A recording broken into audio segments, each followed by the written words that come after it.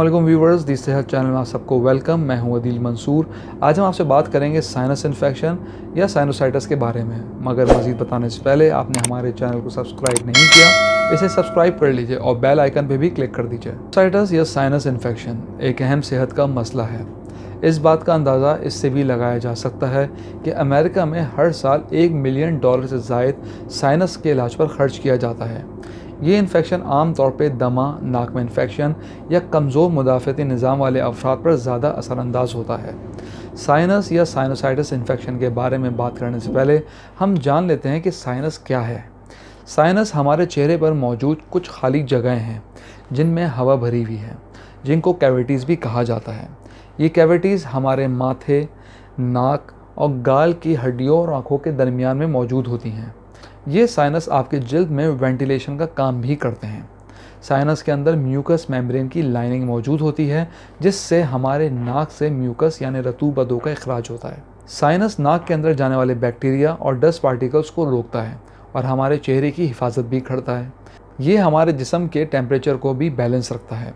Sinus हमारी आवाज़ को कंट्रोल करता है और इसे बेहतर और वाज़ेह कर देता है, यानी आवाज़ को रेजोनेट कर देता है। इसके अलावा हमारे स्कल यानी खोपड़ी को वज़न में हल्का रखता है। साइनस किसी भी हादसे में चेहरे पर लगने वाली चोट या ज़ख़म के दौरान अंदरूनी अज़ा को महफूज रखते हैं। अब हम बात करते हैं साइनोसाइटिस की। ये क्या है? ये हमारे चेहरे के लिए मददगार साबित होते हैं और हमारे चेहरे की हिफाजत भी करते हैं। लेकिन जब इन साइनस में वो जगह जहाँ हवा भरी हुई होती है म्यूकस इकट्ठा होने लग जाए तो इससे साइनस इन्फेक्शन या साइनोसाइटिस हो जाता है। अब हम इसकी वजूहात की बात करते हैं। हवा में मौजूद जरासीम और डस्ट पार्टिकल्स सांस के ज़रिए अंदर जाने से भी हो सकते हैं। इसके अलावा नाक में अगर मांस बढ़ जाए या नाक की हड्डी में घुमाव हो जाए तो इसकी वजह भी हो सकती है। मज़ीद ऐसे अफराद जिनको ज़्यादा नज़ला ज़ुकाम रहता है, इनमें भी इन्फेक्शन का इम्कान ज़्यादा रहता है।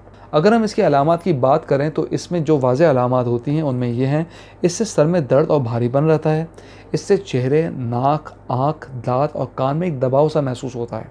इस बीमारी से नाक से भारी मिकदार में पानी का अखराज होता है, लेकिन अगर इन्फेक्शन पुराना हो जाए तो पीले रंग का अखराज शुरू हो जाता है और नाक में खुजली और इरिटेशन भी रहती है।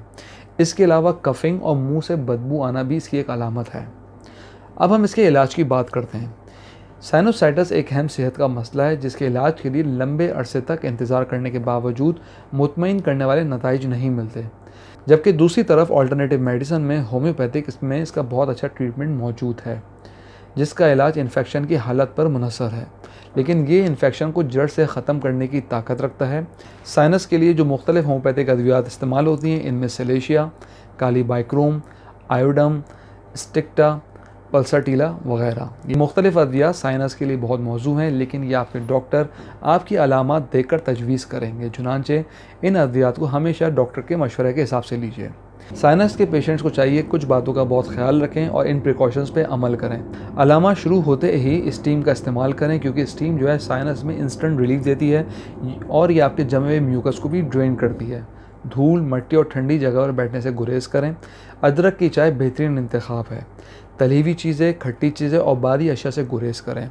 मौसमी फल और सब्जियों का इस्तेमाल करें। यह आपके मुदाफ़ती निज़ाम को बेहतर बनाते हैं और इन्फेक्शन से लड़ने में मदद देते हैं। रिवर्स एलर्जी की सूरत में आपको ये भी ऑब्ज़र्व करना चाहिए कि किन चीज़ों से आपको एलर्जी हो रही है, जिसकी वजह से ये आपका एक मसला सिवियर हो जाता है। हम उम्मीद करते हैं आपको हमारी आज की वीडियो पसंद आई होगी। कमेंट बॉक्स में मेरी राय से ज़रूर आगाह कीजिएगा। Thank you.